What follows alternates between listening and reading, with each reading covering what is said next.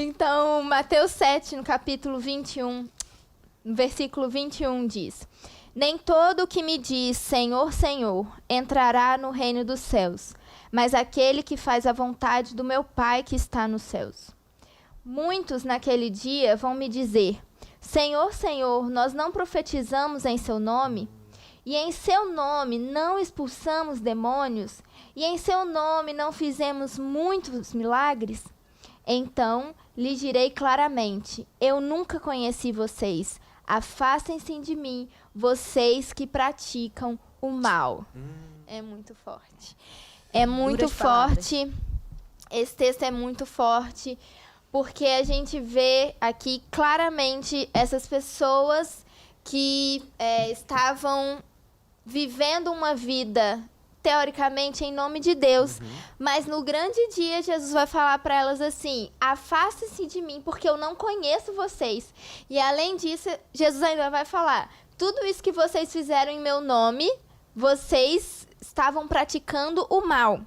E para a gente fazer um gancho com esse texto, eu gostaria de citar também 2 Timóteo, no capítulo 3, onde Paulo, ele fala assim, no versículo 1 do capítulo 3 de 2 Timóteo: Mas você precisa saber disso. Nos últimos dias sobrevirão tempos difíceis, pois os seres humanos serão egoístas, avarentos, orgulhosos, arrogantes, blasfemadores, desobedientes aos pais, ingratos, ímpios, sem afeição natural, implacáveis, caluniadores, sem domínio de si, cruéis, inimigos do bem, traidores, atrevidos, convencidos.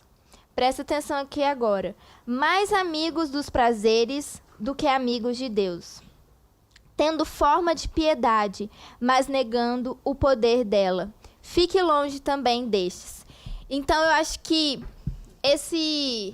essa lista aqui de Paulo, que Paulo traz bem abrangente, né? Várias características, ele mostra muito essa realidade dessas pessoas de Mateus 7.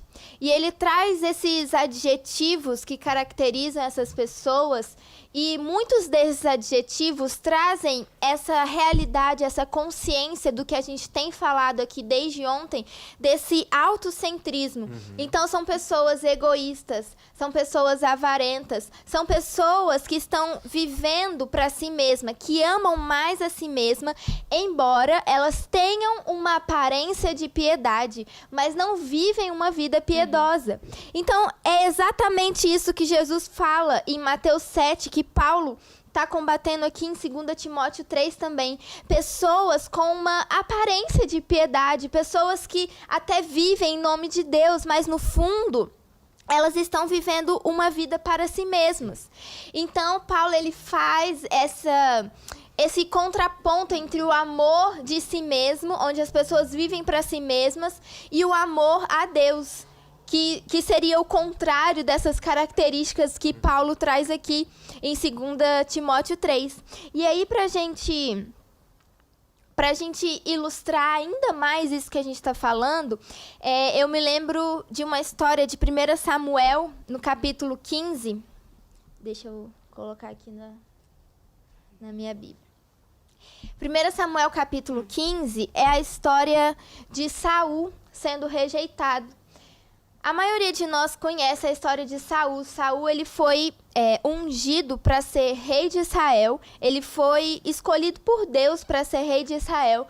Mas, em determinado momento, Saul é rejeitado. E aqui, 1 Samuel 15, é justamente essa história de Saul sendo rejeitado. E o que acontece? Eu quero contextualizar aqui rapidinho para a gente entender. O que acontece é que o Senhor, ele dá instruções a Saul que ele deveria ir até os amalequitas, um povo que havia feito mal a Israel no passado, e Deus, ele tinha dado um decreto que ele iria destruir os amalequitas. Então Deus vira para Saul e fala: olha, você vai até os amalequitas, você vai destruir tudo, não vai deixar nada restar, não vai deixar nada vivo, você vai matar todas as pessoas, vai matar todos os animais. E Saul, ele vai até os amalequitas Esse é o nosso Deus. Come on. Porque essas pessoas tinham feito mal pro povo de Deus. Não tem jeito. Então, Saul vai até os amalequitas e ele é vitorioso. Mas, aqui em 1 Samuel, no versículo 15, no capítulo 15, no versículo 9, diz algo muito interessante. Diz assim: mas Saul e o povo pouparam Agag. Agag era o rei dos amalequitas. Pouparam Agag, o melhor das ovelhas e dos bois, os animais gordos, os cordeiros e tudo mais que era bom. A isso não quiseram destruir totalmente, porém, toda coisa sem valor e desprezível destruíram. Esse versículo aqui é muito forte, porque Deus manda Saul destruir tudo. E Saul, ele olha para aquela situação ali e ele julga algumas coisas como coisas de mais valor. Sim. E aí ele vai e pensa, vou preservar essas coisas. Então ele não mata Agag, ele não mata o rei, e ele não mata os animais mais gordos, os animais que ele julgava ter mais valor. E aí quando o profeta vem confrontar Saul, qual que é a resposta de Saul? É uma resposta bem crente. É uma resposta bem... Quando a gente olha assim, a gente pensa, nossa, realmente faz todo sentido. Saul, ele fala assim, eu poupei esses animais porque eu queria oferecer o melhor para Deus. Eu queria sacrificar a Deus aquilo que tinha mais valor, aquilo que eu vi que tinha de mais valor. E aí é muito interessante que Samuel, no versículo 22, ele diz assim: será que o Senhor tem mais prazer em holocaustos e sacrifícios do que no obedecer a sua palavra? Eis que o obedecer é melhor do que o sacrificar, e o ouvir é melhor do que a gordura de carneiros. Porque a rebelião é como o pecado da feitiçaria, e a obstinação é como a idolatria, e o culto a ídolos do lar. Por você ter rejeitado a palavra do Senhor, também ele o rejeitou como rei. E no versículo 24, Saul responde: pequei, pois transgredi o mandamento do Senhor e as palavras que você falou, porque temi o povo e dei ouvidos à voz deles. Então aqui no versículo 24, o coração de Saul, ele é totalmente desmascarado, ele é totalmente escancarado, porque Saul tinha dado uma resposta crente, uma resposta aceitável, que a gente olha e fala, não, ele queria dar o melhor para Deus. Mas aqui no versículo 24, o coração dele é escancarado quando ele fala: eu pequei porque eu temi o povo. Eu ouvi a voz do povo. Então aqui Saul, mesmo dando uma resposta crente, evangélica, depois o coração dele é exposto, e então vem à tona o que realmente estava por trás. Ele estava temendo mais aos homens, ele estava dando mais ouvidos ao que o povo dizia do que ao que Deus realmente tinha ordenado. E isso a Bíblia diz que a rebeldia de Saul é como a feitiçaria e a obstinação dele é como a idolatria. E a gente tem falado tanto de idolatria aqui desde ontem, né? E eu percebo que muitas vezes o nosso coração é esse coração obstinado, onde nós achamos que nós estamos fazendo algo para Deus de forma correta, onde nós damos desculpas evangélicas, desculpas crentes. Ah, não, eu estou servindo aqui, mas é para Deus. Eu estou fazendo isso daqui, mas é para Deus. Mas o que foi que Deus te pediu? Porque essas desculpas evangélicas não podem mascarar uma vida que só tem uma aparência de piedade. Sim. Não podem mascarar uma vida que não tem uma piedade verdadeira. Então, muitas vezes nós estamos nos enganando, porque a verdade é o que? Essa vida de fazer algo que eu digo que estou fazendo para Deus, mas eu não estou fazendo, essa falsa religião, ela nos leva a um falso engano.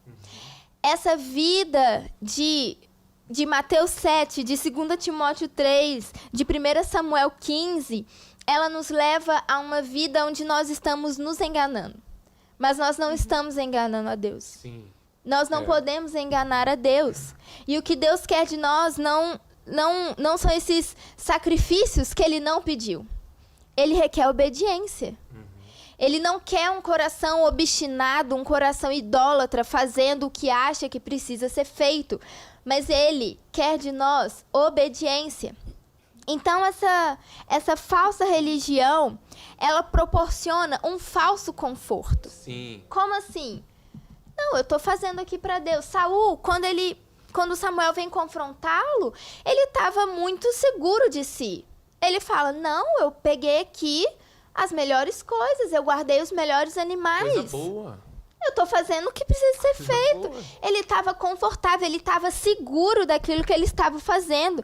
Lá em Mateus 7, essas pessoas também, elas se apresentam diante de Deus seguras das suas obras. Mostrando o resultado. E expulsar demônio não é pouca coisa. Não, e não quer dizer que não eram milagres verdadeiros, não eram milagres genuínos, eram coisas genuínas. Até tipo assim, alguém já realizou alguma maravilha? Alguém que está assistindo já realizou alguma maravilha? Você realizou uma maravilha? Escreve nos comentários, maravilha, um prodígio, um sinal, uma maravilha. Expulsou o demônio, profetizou, mas no final... Isso leva essas pessoas em Mateus 7 diante de Jesus numa segurança, num falso conforto que, na verdade, só estava mascarando uma vida morna. Porque uma vida piedosa, uma vida devota ao Senhor, é uma vida que busca constantemente ouvir ao Senhor, busca constantemente se relacionar com o Senhor e buscar a Deus genuinamente. Essa vida não é uma vida confortável. Essa vida não é uma vida de autoengano. Essa vida é uma vida onde nós somos constantemente desafiados e impulsionados pelo Senhor. E nós não descansamos, ou então, sabe, como se a gente relaxasse. Não, mas eu estou fazendo isso daqui para Deus. Se apoiasse nessas obras, que muitas vezes nós chamamos de frutos, né? Às vezes a gente tem mania de chamar uma obra de fruto. Sim. Resultado de fruto. E existe uma grande diferença. Então, essa falsa religião nos leva a esse falso conforto, que causa até uma apatia e uma mornidão. E para a gente falar de mornidão, eu queria ler Apocalipse 3,15. Não tem como a gente falar de mornidão sem falar... Não tem jeito. De Laodiceia. De Laodiceia, claro. Laodiceia é o nosso maior exemplo do que não fazer. Como não agir. Como não agir. Então, Apocalipse 3, versículo... Vou ler só o 15, depois, se você quiser, você pode ler a exortação inteira, porque é realmente, assim, Jesus não elogia nada nessa igreja, né? Não tem jeito. Então, versículo 15 de Apocalipse 3. Conheço as obras que você realiza, que você não é nem frio, nem quente. Quem dera você fosse frio ou quente. Assim, porque você é morno e não é quente nem frio, estou a ponto de vomitá-lo da minha boca. Isso é pesado, viu? E continua. Você diz, sou rico, estou bem de vida e não preciso de nada. Mas você não sabe que é infeliz, sim, miserável, pobre, cego e nu. Duro. Porque aqui Jesus é muito interessante, porque Jesus ele usa a realidade da própria cidade para exortá-los. Porque Laodiceia era uma cidade muito próspera comercialmente, ela tinha um comércio muito forte, ela tinha uma medicina desenvolvida, uma indústria têxtil desenvolvida para a época. E Jesus fala aqui que ela era pobre, que ela era cega, que ela estava nua. Justamente a realidade, naquilo que ela se apoiava mais, naquilo que estava a segurança maior de Laodiceia. Jesus vem no contraponto, né?